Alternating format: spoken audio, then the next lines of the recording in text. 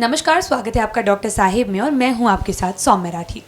Doctor साहब के आज के एपिसोड में हम एक बड़ी लापरवाही के बारे में बात करने वाले हैं। ऐसी लापरवाही जो लोग फ्रैक्चर के इलाज के दौरान अपने एंड से ज़रूर कर देते हैं। कई बार ये होता है कि डॉक्टर जब पहली बार प्लास्टर लगा देते हैं तब लोग ये मान बैठते हैं कि इलाज अब पूरा हो गया है, और यही जो उनकी सोच होती है कि वो फॉलोअप के लिए नहीं जाते हैं, तो उसके बाद दिक्कतें काफ़ी ज़्यादा बढ़ जाती है। तो इन सारी चीज़ों के बारे में आज ठीक तरीके से समझेंगे, और ये सब कुछ बताने के लिए इस वक्त मेरे साथ बैठे हैं डॉक्टर सुभाष चंद्रा, जो कि बिहार के सबसे जाने माने हड्डी से जुड़े रोगों के विशेषज्ञों में से एक है। सबसे पहले डॉक्टर साहब नमस्कार, बहुत बहुत स्वागत है आपका। नमस्ते। डॉक्टर साहब, हड्डी के इलाज में ये चीज़ आपने ही हमें बताई कि कई बार होता है कि लोग आते हैं पहले प्लास्टर के बाद फॉलोअप के लिए नहीं आते हैं। तो आज मैं चाहूँगी आप लोगों को बताएं कि ये कितना गलत है और इसके कितने दुष्परिणाम हो सकते हैं।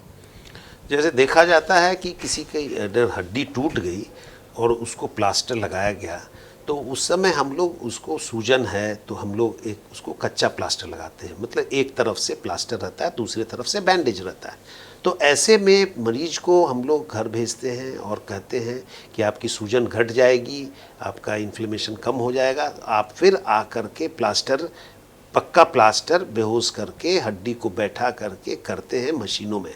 लेकिन अब जिसको जानकारी की कमी है, अभाव में, वैसे मरीज कुछ लोग समझते हैं कि ये प्लास्टर लग गया और ये मेरा फाइनल ट्रीटमेंट हो गया, और उसके बाद वो घर चले जाते हैं। वो पूरी समझ नहीं पाते हैं और अस्पतालों में चाहे चिकित्सक उसको उतने ढंग से नहीं समझा सके, तो वो इसलिए जब लौट के आते हैं 21 दिनों पर कि अब मेरा हड्डी जुट गया होगा और हम अब इसका प्लास्टर कटवा लें, तो पता चलता है कि वो स्लैब में ही जो कच्चा प्लास्टर लगा था उसी में वो अपने घर चले गए।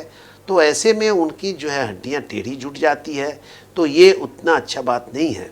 तो ऐसे में अवेयरनेस होना चाहिए लोगों में कि एक तो चिकित्सक को भी ये होना चाहिए कि अपने मरीजों को स्पष्ट अनुदेश दें, स्पष्ट तरीके से बताएं कि आपको पुनः एक बार आना है और इसको फास्टिंग में आना है, और फिर इसका पक्का इलाज, समुचित इलाज, बेहोश करके हड्डी को बैठाना है। और मरीज को इस बात में समझ लेना है, मरीज को भी जागरूक करना है कि उनको कई बार पक्का पूछ लेना है। प्लास्टर के बाद ज़रूरत हो तो एक्सरे करके देख लेना है कि हमारा हड्डी ठीक ढंग से बैठ गया है, एक्सेप्टेबल अलायंस है अगर, तो फिर हम उसको एक्सेप्ट करते हैं। तो ये जानकारी श्रोताओं में, पब्लिक में होनी चाहिए कि एक बार कोई प्लास्टर लग गया और अस्पतालों में भीड़ होती है, वो चले गए, तो उसको वैसे ही पर नहीं छोड़ना है, अपने चिकित्सक से पुनः मिलना है बीच में। और एक और परेशानियां आती है कि जैसे प्लास्टर लगा कर के वो चले गए, अब प्लास्टर लगा कर के हाथ नीचे घुमा रहे हैं, उनको ये समझ नहीं आया कि हाथ को ऊपर उठा के रखना है।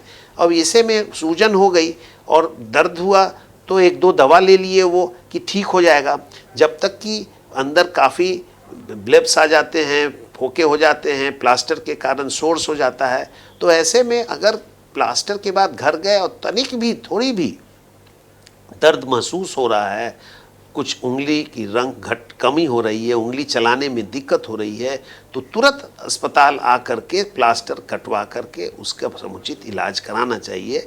नहीं तो ऐसे में हाथ उसके खराब होने की बहुत संभावना होती है। ऐसे में चिकित्सक की बात तो नहीं कुछ है, वो हाथ को ऊपर उठा करके रखेंगे, उंगलियां चलाते रहेंगे तो सूजन नहीं होगा। लेकिन अगर उनकी जानकारी नहीं है, जानकारी के अभाव में वो अपने हाथ को लटका के रखते हैं, उंगली नहीं चलाए, तो उसमें सूजन हो जाती है और सूजन के कारण इसका दुष्प्रभाव उनको भुगतना पड़ता है। तो ऐसे में लोगों को समझना है कि हम जागरूक हों, अपने चिकित्सक से 2 बार पूछ लें कि हमें क्या करना है और फिर उनसे ज़रूर मिले। जी, उम्मीद करती हूँ कि डॉक्टर साहब ने जो बातें बताई हैं आपने उन्हें ठीक तरीके से सुना और समझा होगा।